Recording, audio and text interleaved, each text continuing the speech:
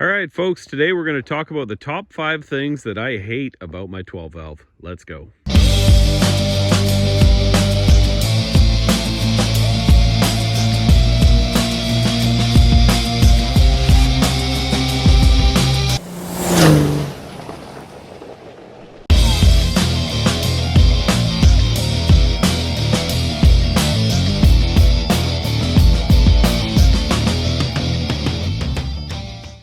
Okay, well, first things first, I should just tell you guys I have been missing in action for a while. If you're new to the channel, this is my 96 Dodge Ram 3500. I've gone through this truck pretty extensively. Unfortunately, I had to move out of my garage kind of mid-project, and there's a lot of stuff that is just not coming together that well.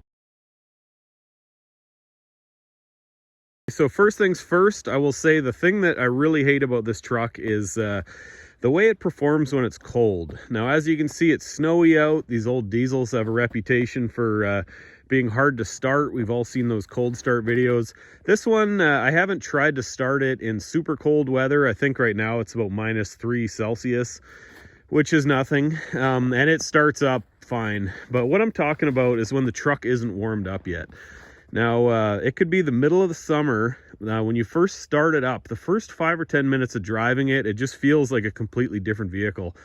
The way it shifts, it just feels like it has no power. It puts out a lot more haze out the exhaust. Just the whole thing is just kind of clunky and annoying, unlike any vehicle I've ever owned. So that would be the first thing that I would say I hate about this truck.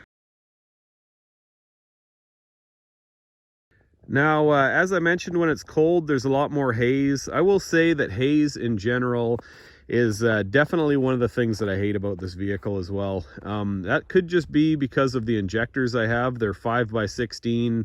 They're the power-driven diesel. I think they're called the Budget Builder or something like that. This truck, for whatever reason, anytime you pull up to an intersection, if I leave it in drive, there's a fair bit of haze that comes out of the exhaust. And I don't really, if I'm in traffic or whatever, I don't really want to be blowing that in somebody's window. So pretty much anytime I'm coming up to a light, I'll just throw it into neutral and coast up, and that makes it go away. Those of you who have been following along with this build know that I put a lot of thought and effort into trying to make this a smoke-free truck, and for the most part I have succeeded with that. I'll throw in a clip of this truck on the dyno, and there was really not that much smoke even at wide open throttle, but the haze is something that I've never really been a fan of.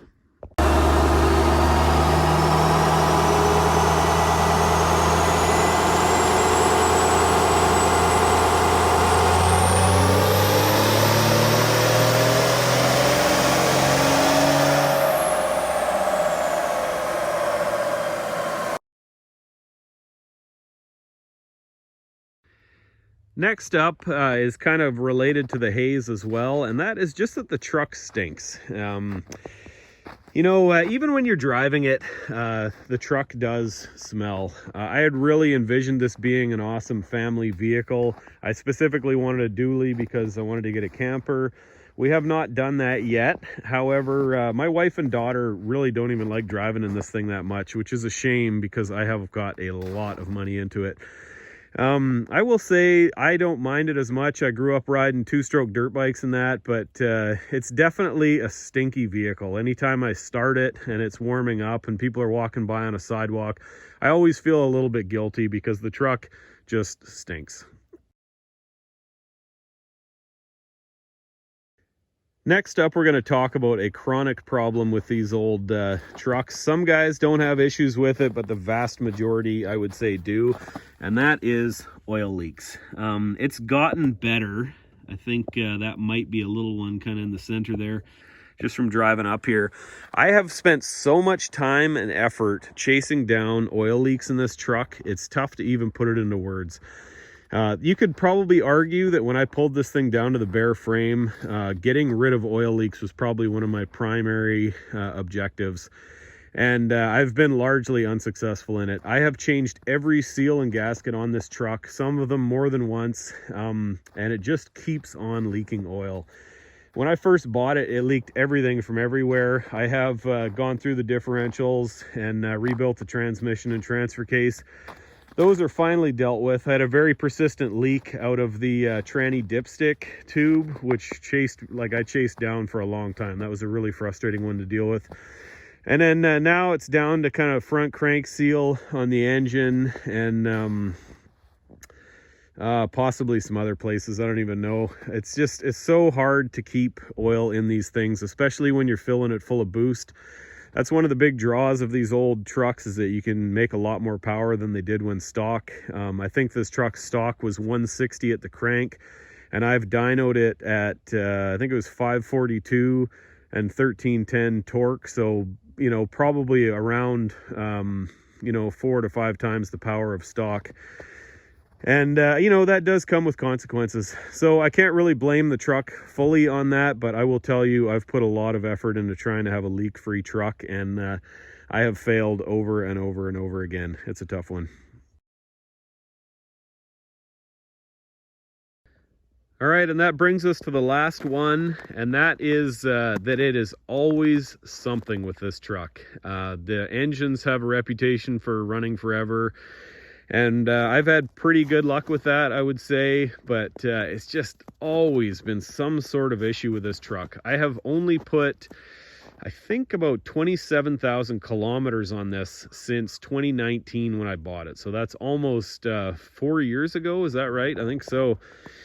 And a lot of the time the truck was pulled apart, as many of you know, but it's just been so frustrating, the amount of stuff I've had to replace: window switches, throttle position sensors, just on and on and on. It's there's always some electrical bugs, or there's some sort of crap going on, and we can blame a lot of that on me and just on the fact that it is a project vehicle. It takes a while to get those bugs worked out, but that is something that I wasn't really expecting. I thought if I got this old truck and threw a ton of money at it, that I was going to have basically like a nice new truck.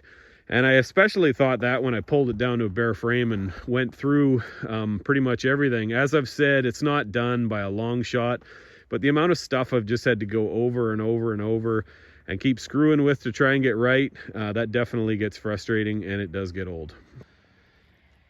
All right, folks, well, there we have it. That's the top 5 things that I hate about this truck. I will do a video talking about the 5 things I love about it.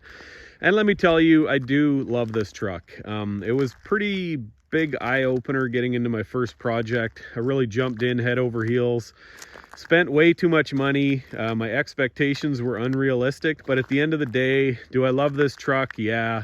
Does it need a lot of refinement and screwing around with? Definitely it does, but it is what it is. That's just all part of having a project vehicle. So thank you for coming along. Please give me a thumbs up and subscribe, and we will see you on the next one.